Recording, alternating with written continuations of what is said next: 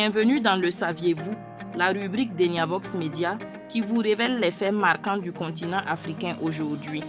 Voici ce qu'il faut retenir du 25 juillet 2026.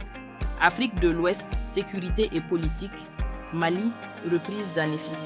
Les forces armées maliennes, appuyées par l'Africa Corps, ont repris la localité stratégique d'Anefis, renforçant leur contrôle dans le nord du pays. Burkina Faso, contre-offensive, l'armée burkinabé revendique la neutralisation de plus de 400 combattants lors d'opérations dans l'Est. Un bilan spectaculaire mais difficile à vérifier.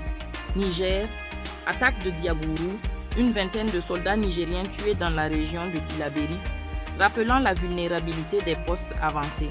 CEDEAO, renouveau institutionnel. Au sommet de Freetown, le président guinéen Mamadi Doumbouya a dénoncé les sanctions contre les États du Sahel, tandis que Bassirou Diomaye Faye du Sénégal a été élu président en exercice de la CEDEAO. Santé et société, Mali, crise sanitaire. Le pays fait face à une recrudescence du paludisme, près de 888 000 cas, de la rougeole et de la dengue, avec un risque de propagation accrue. RDC, épidémie d'Ebola. Plus de 2300 cas confirmés dans l'est du pays, aggravés par les violences qui entravent l'accès humanitaire. Cameroun, pression sécuritaire. Les régions anglophones continuent de subir des affrontements entre séparatistes et forces gouvernementales, compliquant l'accès humanitaire. Diplomatie et économie. Alliance des États du Sahel, AES.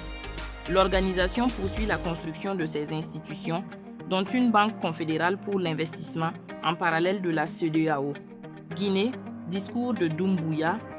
Le président guinéen critique les sanctions qui appauvrissent les peuples et appelle à un retour aux traditions africaines de dialogue. Voilà pour les faits marquants de ce samedi 25 juillet 2026.